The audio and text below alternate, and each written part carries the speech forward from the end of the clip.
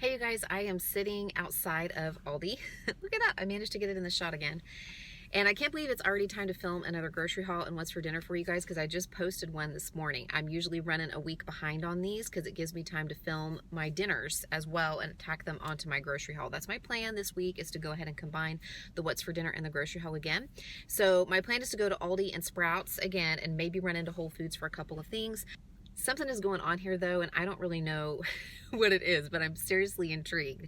So I came over to this area to shop because there's a Sprouts and an Aldi right next door to each other, and I shop here all the time.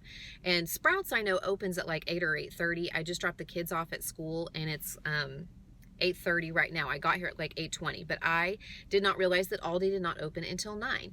But there is a line of people outside of Aldi, like lined up with their carts outside the door, ready to go in. And they're like just standing there waiting. I mean, it's kind of like a Black Friday type view or something. So I don't really know what's going on with that. I'm wondering if maybe they're releasing their advent calendars because they have a wine advent calendar apparently and supposedly a cheese advent calendar or something that are really popular. So I don't know. I mean, and I kind of had my eye out for them. I was looking for them. I was intrigued by them. I've never purchased one before. I just thought it was interesting. But that's the only thing I can think of why people would be lined up with their carts outside of Aldi at 8:30 in the morning, like 30 minutes before it opens. Anybody have any ideas what's going on? Okay, that was crazy, y'all. I was right. The beer and wine advent calendars came out today and people showed up early and got in line. They passed out tickets. Like, they came out of the store and passed out tickets to the people who were in line, and then you had to go to the back of the store and get your beer or wine or both calendars. You're allowed 2 per person. So you guys know I had to pick one up, right? I had to get one. I had to see what all the hype was about, but I just got one. Sprouts is hopping, y'all. Although I kind of expect it to be, because Wednesdays is a good day to shop at Sprouts. At least I think it still is. It used to be, and I think it still is. Their sales turn over on Wednesdays, so they have new things on sale, but they also honor the previous week's sale prices too. So on Wednesday, you basically get 2 weeks worth of sale prices. So if you've got a Sprouts in your area, check it out. Okay, you guys, here it is. I went to 3 places just like last week. I went to Aldi, Sprouts, and Whole Foods. Seriously, I went into Whole Foods for one thing. I'll tell you why in just a second. But at Sprouts, I got some bananas. I got a bunch of apples. These are organic Gala apples. They were only $1.48 a pound. I bought a bunch because I'm gonna make an apple crisp. I have been wanting to try this bread for a long time. So I bought some. I don't know if I'm supposed to keep it in the freezer or just in the fridge, but I'll figure that out. But that's probably going to be mostly for me. I bought something else for the kids. I hit the bulk bins hard. These are some organic quick oats. It was only 49 cents for this huge thing. I have some oatmeal recipes I've been wanting to try, making my own oatmeal. Some cashews. These are plain. I've been roasting them myself and everybody loves them, especially my husband and my son. This is organic popcorn. It was only $1.99 a pound, which is really good for popcorn kernels anyway. And we've been air popping our popcorn for some time. I have a really great air popper, and then we just put our own like butter and seasonings on it. Some corn, some pasture raised eggs. I got a carton of these last week and they are all gone. We ate them up. So everybody liked them. I also got these yogurt tubes for the kiddos. These are the Siggies. They're not cheap. They're about, I think they were $4.49 for a box. But the ingredients are pretty clean, you guys. And they only have 5 grams of added sugars. So they finally ate up all the yogurt I had on hand for them. So we're going to try those. And then you guys, I just could not pull the trigger on the really high quality lunch meat. I mean, with it being like $6.99 for like 5 or 6 slices, I just couldn't do it. I did the best. I just bought the lower sodium kind, and I tried to buy something that wasn't horrible, but I couldn't do it this week. I'll work on it, guys. I'll work on it. And then I bought some of these Stevia Drops. I used to use these, and for whatever reason I stopped. And I got to be honest, you guys, the sugar-free syrups I've been using in my coffees, they kind of make my stomach hurt a little bit sometimes.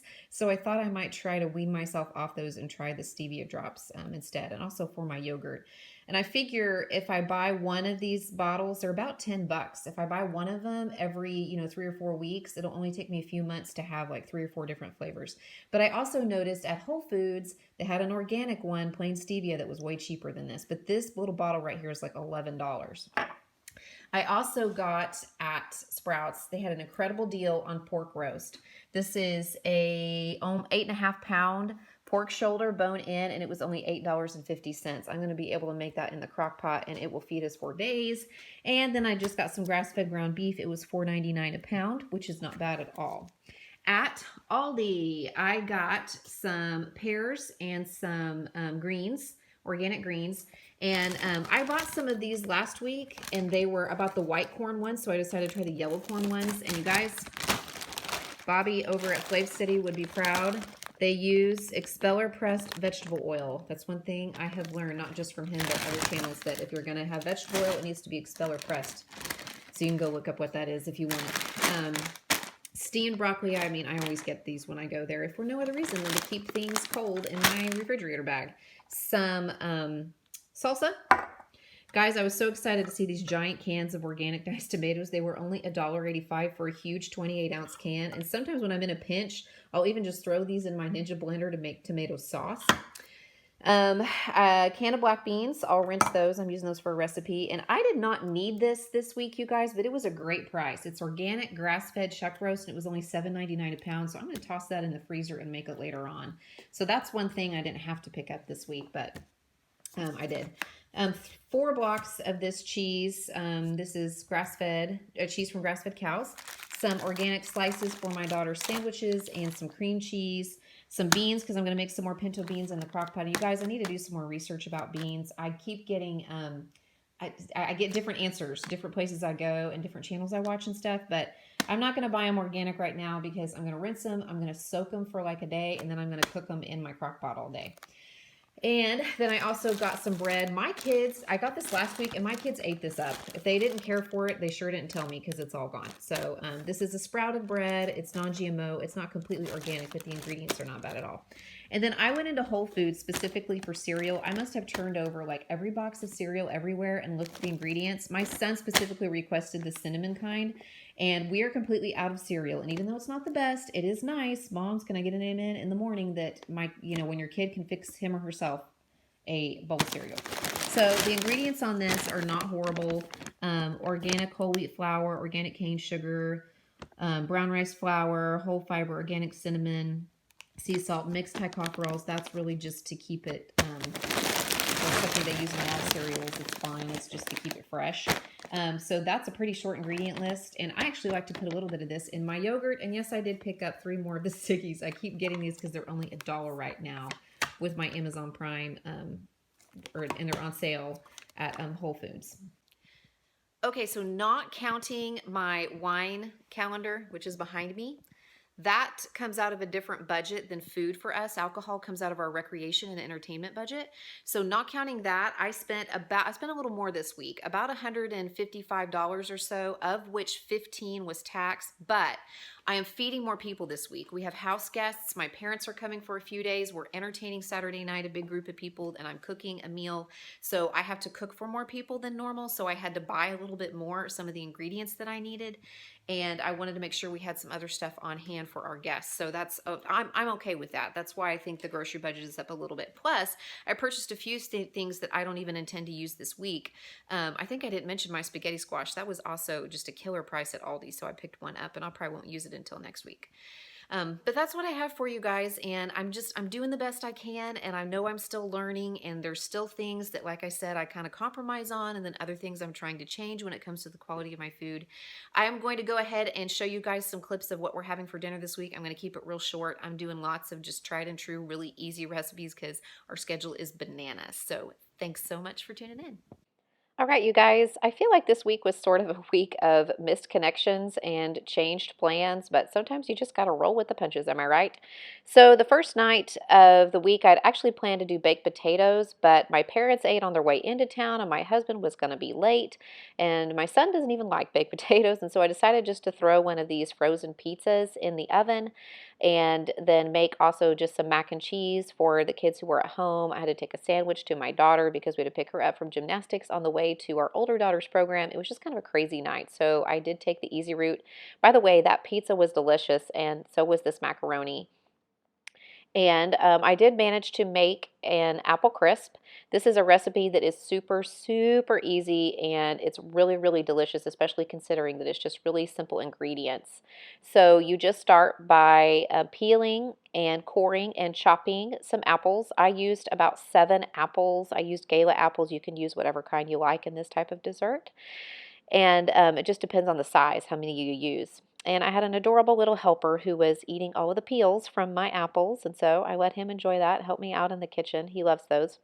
To make the crumble topping, you just start with a stick of butter and then about a cup of sugar and a cup of flour. And then I use this little instrument. I'm not even sure what it's called. It's like a pastry cutter or something. And you just kind of use it to blend all of that together. And it'll come together and start making this kind of crumbly mixture. And that is what you will spread over the top of your apples. I did squeeze just a little bit of a lemon on my apples too before I put the topping on. And I'm just going to spread that topping on and sprinkle some cinnamon on top. And then I will bake it in a 350-degree oven for about 50 minutes to an hour, depending on how, crunchy you like that topping on the top. And it just comes out absolutely delicious. It is so easy. And it's so yummy, and we eat this with a little bit of ice cream whenever we have it. It's a family favorite. Everybody likes it, and I like it because it's really easy to throw together whenever you are having a busy night and just want something good. The next night, we, of course, had some house guests over for dinner, and so I made my pulled pork in the crock pot. I'm not going to go into how I do that because I did an entire video about how I make pulled pork shoulder and lots of different ways that you can use it, but the key is to brine it overnight, and then there's a seasoning mix. I will be sure to leave that in the description box below, the recipe that I use. It goes a long way. And tonight I just served it with a salad, a green salad that I made up, and I had the potatoes, just baked potatoes with all of the fixings, which I had planned to make the night before, but it worked out perfectly because it went really well with the pulled pork. And we had so much of that left over that the next night I just put it into the crock pot to warm back up again. And I just made a little bit of macaroni to go with the children's pulled pork. So they had like a little pulled pork in their macaroni and cheese. And then my husband and I just made some nachos, just chips and cheese, a little bit of sour cream. We enjoyed just kind of eating this while we were watching football that night. And it was just really easy and quick and using up those leftovers.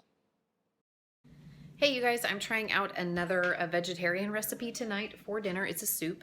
I forgot off the top of my head what the website is where I got this recipe. I'll just put it right here, and of course I will link the recipe in the description box below.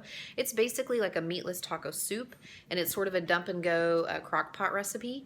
So it has a little bit of onion and some black beans, which I rinsed, and some refried beans, some rotel, a little bit of green chilies, and then it calls for some enchilada sauce. Oh, corn also.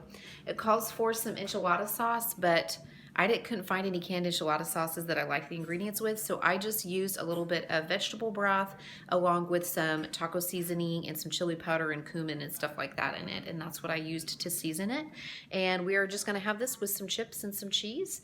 And I actually put just a teeny bit of rice, like a few spoonfuls of rice in mine as well, just to soak up some of the moisture. So that's what we're having tonight. It is the end of this week of meals, and it's kind of like a use it up night. I am eating the rest of the leftover soup from last night, and I'm making a barbecue pulled pork pizza for the kids.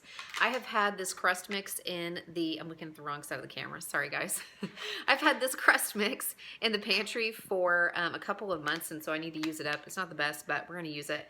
So I'm just making that for the kids. I'm gonna use barbecue sauce for the sauce, and then put some cheese and some of the leftover pulled pork on their pizza, so they'll have that. And then, like I said, I'm just going to have leftover soup, and that's really going to wrap it up for this week, you guys. So thanks so much for dropping by, and be sure to tune in next week for another week of grocery haul and what's for dinner. Bye.